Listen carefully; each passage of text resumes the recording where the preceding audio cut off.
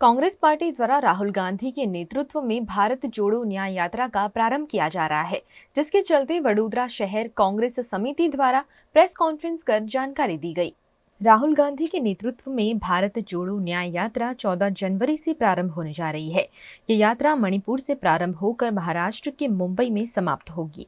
Congress party के राष्ट्रीय अध्यक्ष मल्लिकार्जुन खड़गे इस यात्रा का प्रस्थान करवाएंगे, जिसके चलते वडोदरा शहर कांग्रेस द्वारा प्रेस कॉन्फ्रेंस का आयोजन कर इस बारे में संपूर्ण जानकारी दी गई। અમારેથી કાશ્મીર સુધી જે ભારત જોડો યાત્રા કરી હતી એમાં જે લોકોને જે જોડવાનો પ્રયત્ન કર્યો હતો અને 4500 કિલોમીટર જેટલું લાંબા પદયાત્રા કરી અને દેશની અંદર જે અરાજકતા છે, અસમાનતા છે, લોકોની અંદર જે શું કહે કે બેરોજગારી છે,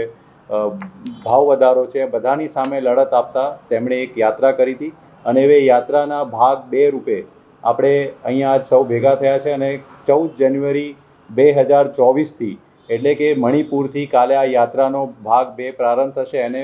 ભારતીય રાષ્ટ્રીય કોંગ્રેસ દ્વારા ભારત જોડો ન્યાય યાત્રા આપવામાં આવ્યું છે, જે 6200 કિલોમીટર જેટલી લાંબી યાત્રા હશે, અલગ અલગ રાજ્યોમાંથી પસાર થશે, લગભગ એ 110 જિલ્લા અને 15 રાજ્યોમાંથી પસાર થશે। મણિપુરથી ચાલુ થઈ નાગાલેન્ડ, અસામ, મેઘાલય, પશ્ચિમ બંગાળ, બિહાર, ઝારખંડ, ઉડીસા, છત્તીસગઢ, ઉત્તર પ્રદેશ, મધ્યપ્રદેશ, રાજસ્થાન, ગુજરાત અને મહારાષ્ટ્રમાં થઈ 20 માર્ચ 2024ના રોજ મુંબઈ ખાતે એનું સમાપન થશે। આ યાત્રાનો મૂળ ઉદ્દેશ્ય જે છે એ છે ન્યાય અપાવવાનો। લોકોની અંદર એક અરાજકતા છે તો એ બધા સામે બી લડવા માટેનો જે પ્રયત્ન છે, જે શ્રી રાહુલ ગાંધીજી દ્વારા આવનારા ચૂંટણીને ધ્યાનમાં રાખીને લોકોની વચ્ચે જે આ ન્યાય યાત્રા કાઢવાનો જે સંકલ્પ લીધો છે એ કાલથી ચાલુ થઈ રહ્યો છે।